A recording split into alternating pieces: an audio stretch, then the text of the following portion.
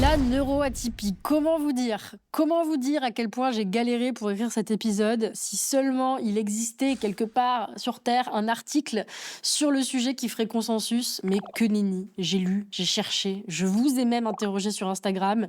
J'ai reçu des mails de spécialistes qui ne disaient pas tous la même chose, bien sûr, sinon c'est pas drôle. Bref, après ce petit disclaimer, je vais essayer de vous faire une synthèse de ce que j'ai compris, avec nuance, et je vous demanderai d'être indulgent et indulgente. Je l'aurais fait de mon mieux, et j'ai pas voulu renoncer à ce mot parce que c'est important pour moi de le vulgariser et de le répandre. Donc, allons-y. Au niveau de la formation du mot, on voit rapidement le radical atypique, autrement dit différent de la norme, précédé du préfixe neuro, qui permet de former des mots relatifs au système nerveux ou aux neurones. Donc la définition première du mot, c'est qui a un fonctionnement cérébral particulier différent de la norme. Et il s'oppose ainsi à neurotypie. Jusque-là, tout semble très simple. Pourquoi t'as pris des pincettes comme ça en intro, Athéna? Eh bien, parce que la question qui divise, c'est que recouvre ce terme?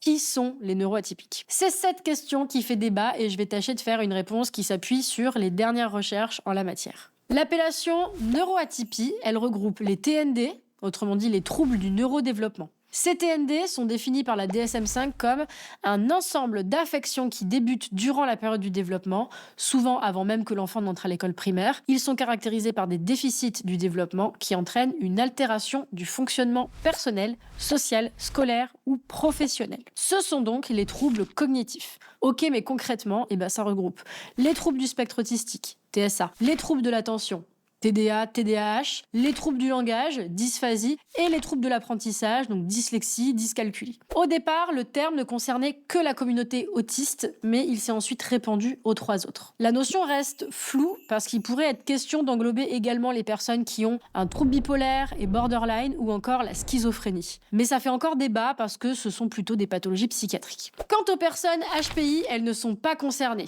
Le HPI, c'est pas un trouble, mais c'est en fait un symptôme et ça doit pousser le patient à chercher un autre diagnostic. Donc vous l'aurez compris, cette définition n'est pas gravée dans le marbre et elle risque encore d'évoluer d'ailleurs. Alors il y a par contre une nuance assez importante à apporter. Neuroatypie et TND sont proches, mais ils ne sont pas interchangeables. S'ils désignent plus ou moins les mêmes troubles, ils ne sont pas utilisés dans le même contexte ni par les mêmes personnes. Le terme scientifique, c'est bien trouble du neurodéveloppement, alors que le terme de neuroatypie n'est pas reconnu par la communauté scientifique. C'est plutôt un terme militant qui est utilisé par les personnes concernées qui luttent contre la psychophobie, autrement dit toutes les discriminations et les difficultés que peuvent rencontrer dans leur quotidien les personnes qui souffrent de ces troubles et qui doivent s'adapter constamment à une société validiste, autrement dit qui est faite par et pour les personnes valides. Tout comme de nombreuses personnes à mobilité réduite militent pour l'accessibilité des lieux publics. Le terme a donc une connotation militante et il permet aux personnes concernées de se retrouver et de lutter pour une société plus inclusive et donc plus adaptée à la différence.